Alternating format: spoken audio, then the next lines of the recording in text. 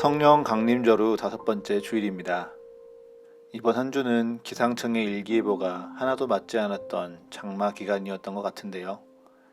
일기예보에서는 한 주 내내 비가 올 예정이라고 우산을 챙기라곤 하는데 비는 시원하게 오지도 않아서 오히려 후덥지근하고 불쾌했던 한 주였던 것 같습니다.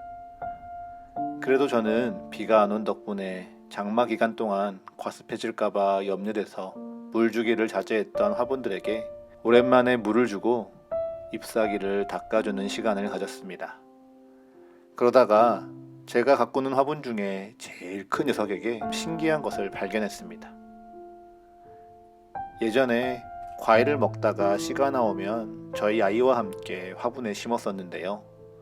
그 중에서 무엇인지 알 수 없는 씨앗 하나가 싹을 틔우고 잎을 피어낸 것입니다.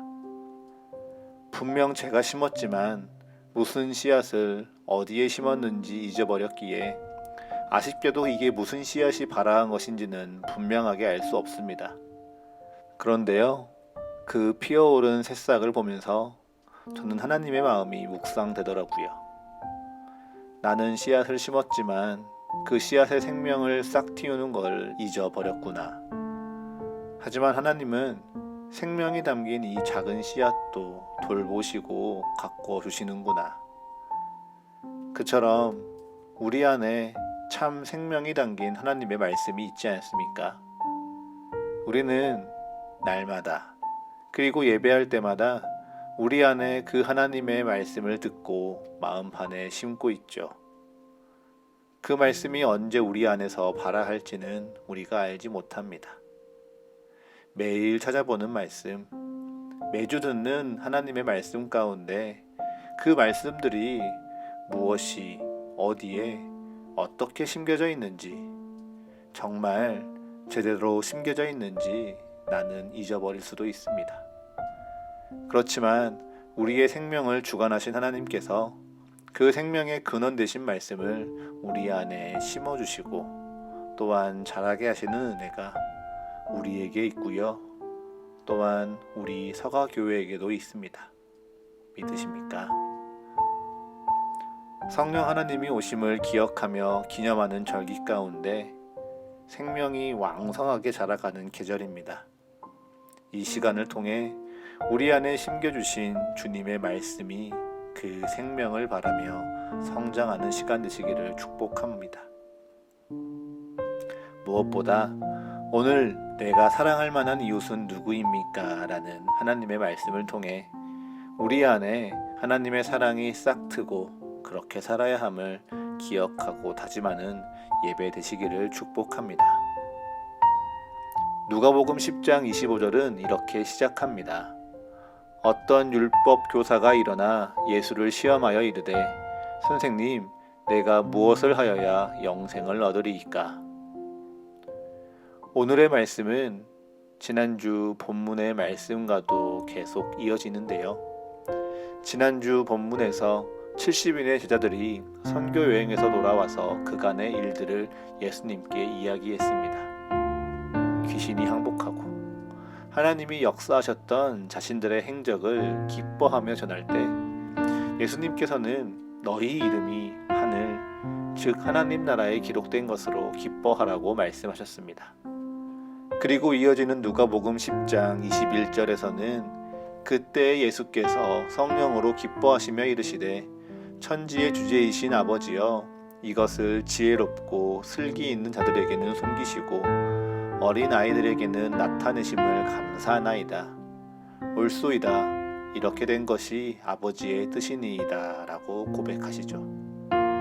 즉 하나님의 뜻이 스스로 지혜롭다 여기며 권위를 내세웠던 종교적 지도자들이 아니라 세상에서는 부족하고 자격이 없기에 어린아이처럼 무시만 받던 이 자격 없는 제자들을 통해 이 땅 가운데서 지금 이루어지고 있음을 우리 예수님께서는 감사하고 계셨던 것이죠.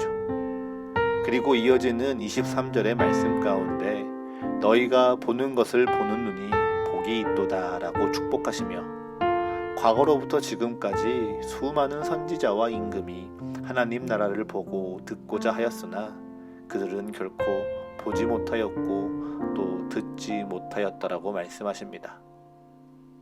이러한 말씀이 나누어지는 현장 가운데 율법 교사가 있었습니다. 그리고 그 말씀을 들은 율법 교사가 자리에서 일어나 오늘의 말씀을 시작합니다. 이 율법 학자는요, 그 시대에 권위 있는 종교적 지도자였습니다. 하나님의 뜻대로 살아가기 위해 율법을 연구하고 또 율법대로 살아가는 방법이 무엇인지 가르치는 자였습니다. 그래서 스스로 하나님을 가장 잘 알고 하나님의 뜻대로 살아간다고 자부했습니다. 그렇기에 저기 예수라는 이가 하나님이 그의 뜻을 지혜롭고 슬기 있는 자들에게 숨기시고 또한 선지자와 임금, 권위자가 그것을 보지 못하고 듣지 못했다라고 말하는 것은 지금껏 율법학자 자신이 살아온 삶에 대한 부정처럼 느껴졌습니다. 그래서 그들을 대표하여 이 율법학자는 자리를 박차고 일어나 예수님을 시험하고자 질문합니다. 여기서 이 시험이라는 헬라어는요, 재능이나 실력 따위를 검사하고 평가하는 일, 유혹을 통하여서 그의 진심과 본심을 떠보는 뜻이 아닙니다. 여기서 사용된 시험이란 단어는 신약 성경에서 딱 4번 등장하는데요. 그것이 모두 하나님의 존재에 대해서 의심할 때, 그래서 하나님이 계심을 당장 판단 지어야 되는 상황에서만 사용됩니다. 그렇게 율법학자는 자리에서 분연히 일어나 예수님이 말하는 하나님과 자신이 말하는 하나님의 그 존재를 걸고 끝장을 볼 때까지 싸우고 논쟁하려고 묻습니다. 선생님, 내가 무엇을 하여야 영생을 얻으리이까? 영생, 구원, 그리고 하나님 나라에 대해 율법이 진리라고 가르치는 이 율법학자가 과연 몰랐을까요? 오히려 자신이 믿고 따르는 진리였던, 즉 율법에 바라는 예수 그리스도의 복음을 말한다면 당장이라도 논쟁을 시작하려고 예수님께 물은 것이지요.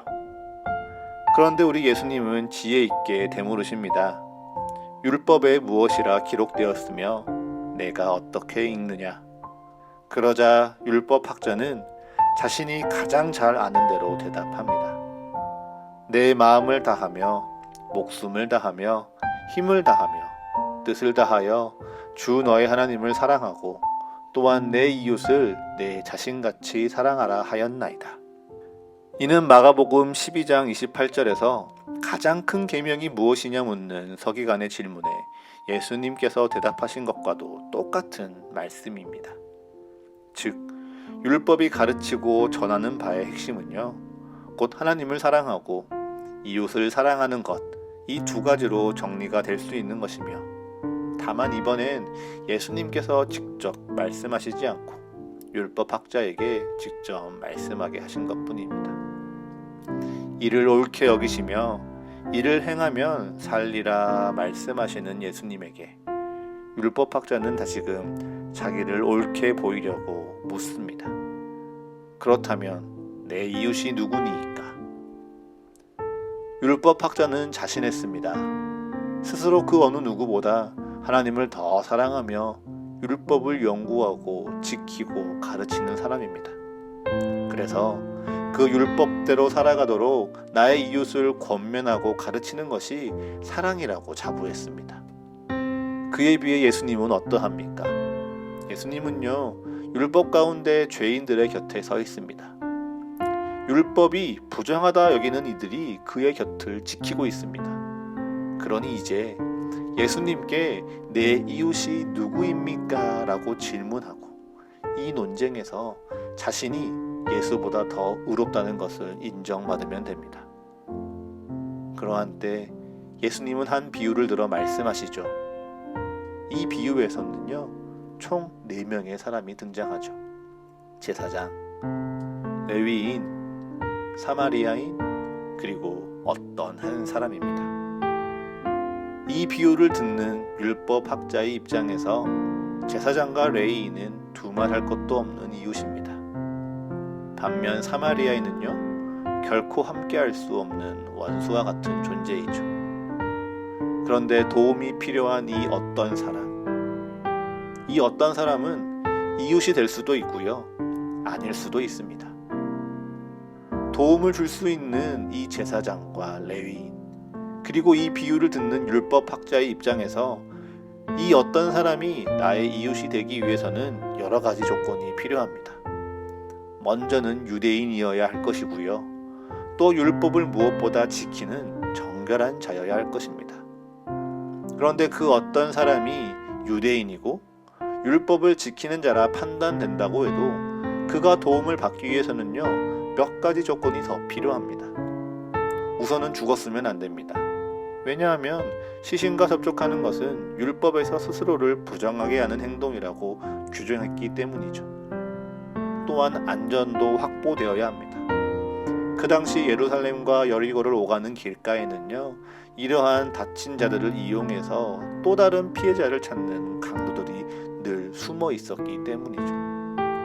만일 스스로 부정해지는 것과 안전을 소홀히 여기는 것으로 말미암아 하나님의 일을 온전히 섬길 수 없다면 그 또한 하나님께 불순종하는 자의 모습이었기에 이 말씀은 하나님 앞에 더 순전히 예배하고 거룩하게 살아가려는 이에게 쉽게 무엇이라 결정 내리는 것은 참 어려운 일입니다. 그런데 도움을 받는 이 어떤 사람의 입장에서는 어떠할까요? 그에게 이웃은 단 한 가지입니다. 누가복음 10장 36절과 37절의 말씀입니다. 내 생각에는 이 세 사람 중에 누가 강도 만난 자의 이웃이 되겠느냐? 이르되 자비를 베푼 자니이다. 예수께서 이르시되 가서 너도 이와 같이 하라 하시니라. 아멘. 이 어떤 사람에게는요, 그에게 자비를 베푼 이가 바로 그의 이웃입니다. 이 어떤 사람이 유대인이었든지 혹은 이방인이었든지 아무런 상관이 없습니다. 오직 그에게 자비를 베푼 사마리아인 이 한 사람이 그의 이웃인 것이죠. 사실 사마리아인에게도요, 이 어떤 사람의 조건과 상황을 보고 이웃인지 확인할 필요는 있었습니다. 사마리아의 종교법과 도덕법에서도요, 죽은 시체를 접촉하는 것은 부정한 일입니다. 그들에게 이방인, 즉 유대인이나 로마인들과 마주하거나 함께하는 것은 그들의 세계에서도 동일하게 부정하고 정죄받을 일이었습니다. 무엇보다 이 사마리아인도 강도의 위협을 두려워했습니다. 그럼에도 불구하고 이 사마리아 사람은 고민하지 않습니다. 쓰러져 죽어가는 이를 불쌍히 여겨 그의 기름과 포도주로 이의 상처를 치유했습니다. 그리고 주막에 들려 돈을 내어 맡기고 심지어 치료의 비용이 더 들면 내가 돌아와서 갚을 테니 그 어떤 것도 아끼지 말라고 당부합니다. 이 사마리아 사람에게는요, 이 어떤 사람이 도움을 받을 만한 사람인가, 도움을 줘도 되는 나의 이웃인가에 대한 고민은 전혀 필요 없던 것이죠. 그저 긍휼과 사랑에 근거하여 도움이 필요한 이를 진정으로 도운 것뿐입니다. 여기에서 누가 내 이웃이냐는 논쟁의 진짜 의도가 드러납니다. 사실 누가 내 이웃이냐라는 물음 속에는요, 어떤 사람들은 나의 이웃이 될 수 있고 또 어떤 사람들은 나의 이웃이 될 수 없다라는 의미가 숨겨져 있습니다. 그래서 나의 이웃이 하나님께서 주어지는 것이 아니라 내가 선택하는 것이라고 생각하게 만들죠. 그리하여 누가 나의 이웃입니까? 라는 질문은 내가 사랑할 만한 사람들은 누구입니까? 라는 질문이 되는 것입니다. 사람들은 성경에서 이 사랑할 만한 이웃에 대한 명확한 답을 찾고 싶어 했습니다. 그렇지만 아쉽게도 성경은 사랑할 만한 사람, 사랑할 만한 나의 이웃에 대해서 정확하게 규정하고 있지는 않습니다. 그런데 이러한 모호함이 이스라엘 백성들이 바벨론에서 돌아온 이후 문제가 되었습니다. 바벨론에서 돌아온 이들은 자신들의 죄를 먼저 회개했죠. 성전을 회복하고 예배를 바로 세웠습니다. 그리고 율법을 배우며 하나님 사랑하기를 삶에서 실천하고자 했습니다. 그리고 무엇보다 율법이 가르치는 대로 내 이웃 사랑하기를 실천하고자 했죠. 그랬더니 내 이웃이 누구인가 정확하게 규정 짓는 것이 필요해졌습니다. 그래야 하나님 사랑과 이웃 사랑으로 대표되는 이 율법을 지키며 그들이 다시 세우고자 했던 온전하고 거룩한 그들의 신앙을 지켜낼 수 있었기 때문이죠. 그러한 그들의 열망이 집회서라는 문헌에 이렇게 기록되어져 있습니다. 선행을 할 때는 누구에게 하는지를 알아라. 그래야 너의 선행에 고마움이 돌아오리라. 경건한 이에게 선을 행하여라. 그러면 보상을 받으리라. 그에게서 보상을 받지 못하면 지극히 높으신 분에게서 받으리라. 악을 일삼는 자와 인색한 자에게는 선행을 베풀지 말아라. 하나님을 공경하는 사람만을 도와주고 죄인은 도와주지 말아라. 경건하니 하나님을 공경하는 일을 구분하기 위해서요. 그들은 먼저 혈통을 기준 삼았습니다. 하나님이 택하신 이스라엘의 혈통, 그 혈통의 순수함을 지켜낸 자들만이 그들의 이웃이 될 수 있다라고 말하는 것이죠. 그래서 이방 민족과 피가 섞여버린 사마리아인들 혹은 이방인들은 그들의 이웃이 결코 될 수 없었습니다. 또 그들은 예배를 누구에게 어디에서 드리는지를 기준 삼았습니다. 하나님의 백성이라면 하나님이 이름을 두시려고 택하신 곳, 곧 예루살렘 성전에서 오직 한 분 하나님만을 경배해야 합니다. 그런데 사마리아 사람들은요, 그리심산에 자신들의 예배 처소를 세우고 거기에서 예배합니다. 또한 헬라인이나 로마인들은 12명의 신들 혹은 수많은 잡신들, 심지어 황제를 멋대로 지은 산당에서 신이라고 숭배하고 있습니다. 예배를 기준으로 하여도 결코 이웃이 될 수 없는 사람들인 것이죠. 무엇보다 그들은 율법을 절대의 기준으로 삼았습니다. 하나님께서 주신 율법이기에 이를 지키는 것은 절대적이어야 합니다. 그래서 율법을 지키지 않는 자들, 율법의 부정한 자로 규정된 이들은 하나님 안에서 이웃할 수 없는, 함께할 수 없는 자들입니다. 그렇게 유대인들은 거룩한 신앙과 순수한 사랑에 대한 가치를 지키려고 노력할수록 이웃에 대한 족구는 많아졌고요. 이를 충족할 수 있는 이웃의 범위는 점점 줄어들어갔습니다. 그 결과 예수님이 살아가던 시대의 이 이웃에 대한 개념은 정치적인 나의 동지이거나 신앙적인 동지로서 살아가는 이들만으로 국한되어 버렸다고 합니다. 그러고 보면 신약 성경에서 유독 나는 바리새인이다, 나는 사두개인이다, 나는 에스데네파다, 서기관이다, 열심당원이다 하는 것처럼 자기가 어떠한 신념과 신앙적인 가치를 가지고 살아가는지 더 드러내는 것이 이해가 되기도 합니다. 이러한 조건과 기준을 세우며 내가 사랑할 만한 사람, 나의 이웃을 명확히 구분하고자 하는 이 유대인들에게 예수님은 이 사마리아 비유를 통해 사랑을 실천하는 이가 나의 이웃이라고 완전히 뒤바꿔 버리십니다.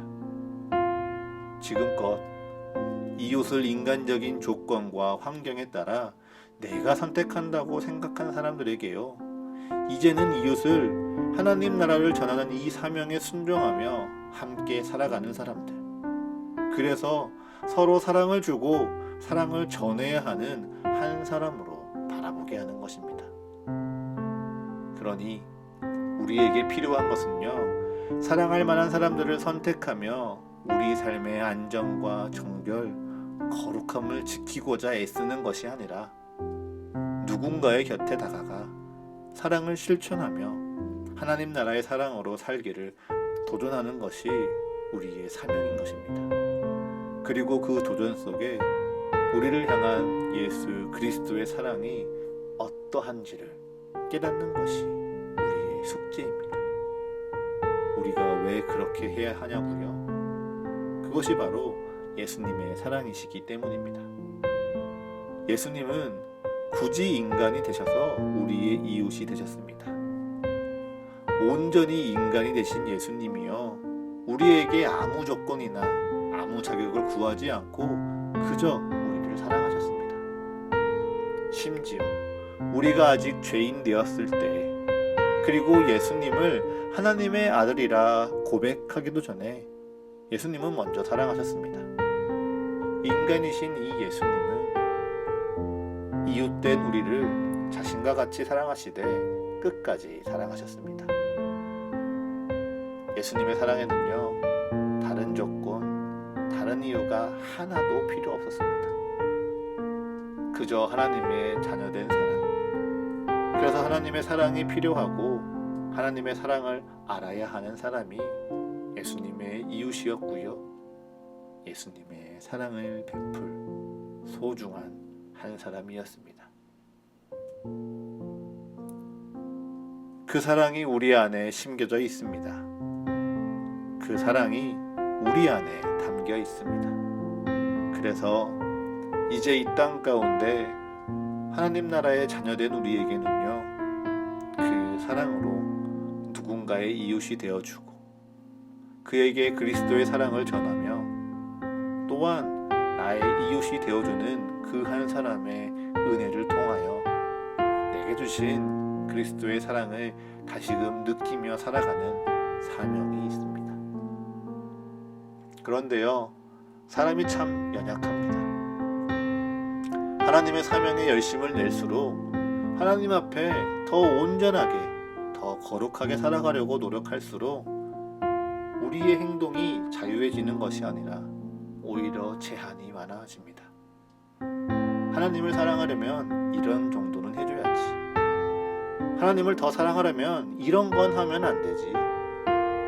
세상의 사람들과 자꾸 함께하면 나의 신앙이 흔들려.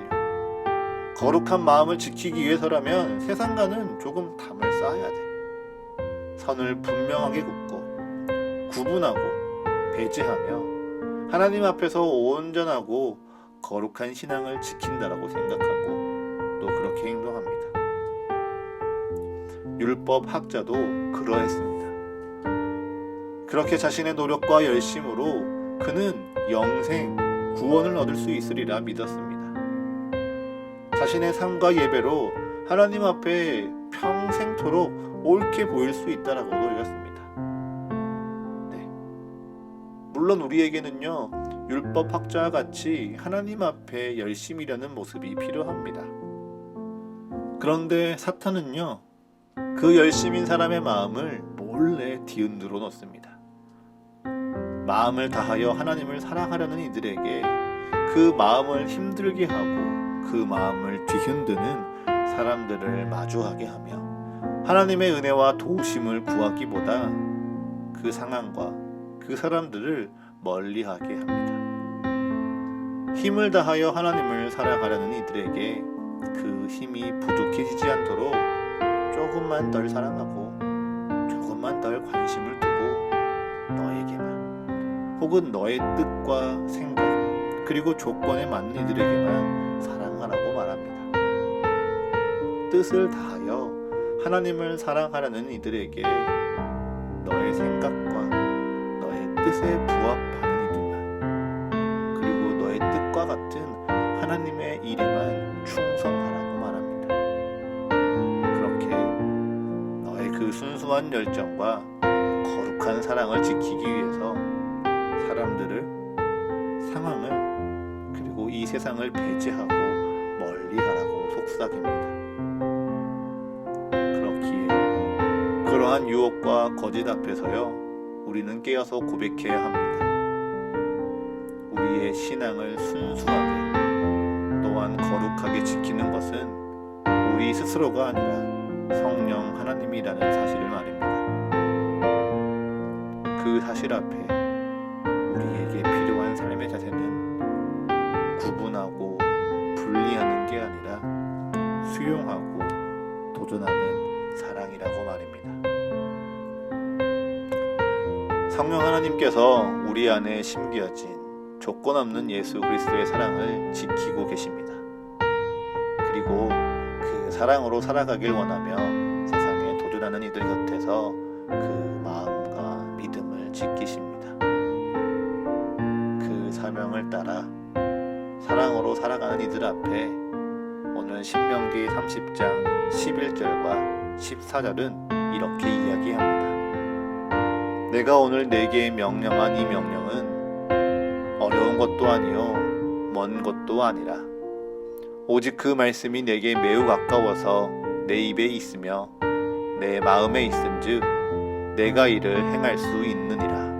아멘.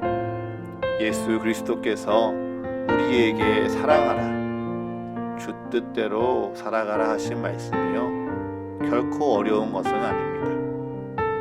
다만 그 말씀을 따르기 싫고 불편한 것뿐이죠. 내 이웃을 사랑하라 하신 이 말씀이요 내게 매우 먼 것이 아닙니다. 사랑해야 할 자는요 바로 내 곁에 있고요 언제나 내 옆에 있기에 그 말씀은 매우 가깝고 그저 순종하면 됩니다. 다만 그 사랑받아야 할 사람이 내 이웃이 자격이 되지 않고 조건이 되지 않으며 무엇보다 내 마음에 맞지 않기에 하나님의 뜻대로 순종하기 불편할 뿐이지요. 그 마음을 아시는 우리 하나님이 오늘 이웃사랑이라는 이 말씀을 통해 묻고 계십니다. 너도 사랑할 만한 너의 이웃을 선택하려고 하느냐? 너는 너의 신앙을 거룩하게 지키기 위해 무엇하고 있느냐? 거룩한 신앙을 지키기 위해 너는 자꾸만 너의 삶과 신앙을 분리하고 배제시키며 나누려고 하느냐? 너희는 예수 그리스도의 사랑을 닮아 세상을 배제하지 않고 포용하고 함께하며 하나님의 사랑을 전하고 살아갈 수 있겠느냐? 이 답을 우리는 지금 당장 알 수 없을지 모릅니다. 안다고 해도 당장 실천하고 순종하겠습니다. 자신할 수도 없습니다. 하지만 분명한 것은요, 이 말씀을 오늘 하나님께서 우리 마음에 심고 계신다라는 사실입니다. 그리고 주님께서 주의 말씀과 주의 사랑을 마음에 심으셨으니 성령 하나님께서 반드시 자라게 하실 것입니다. 우리 지난주에 함께 말씀을 나눴었죠. 선을 행하되 낙심하지 말지니 포기하지 아니하면 때가 이름에 거두리라 하신 이 주님의 말씀과 같이 여러분 안에 심겨진 주님의 말씀이 여러분의 입술을 통하여 그리고 여러분의 손과 발을 통하여 무엇보다 여러분의 시선과 온 마음을 통하여 반드시 싹 틔우며 성장하시기를 축복합니다.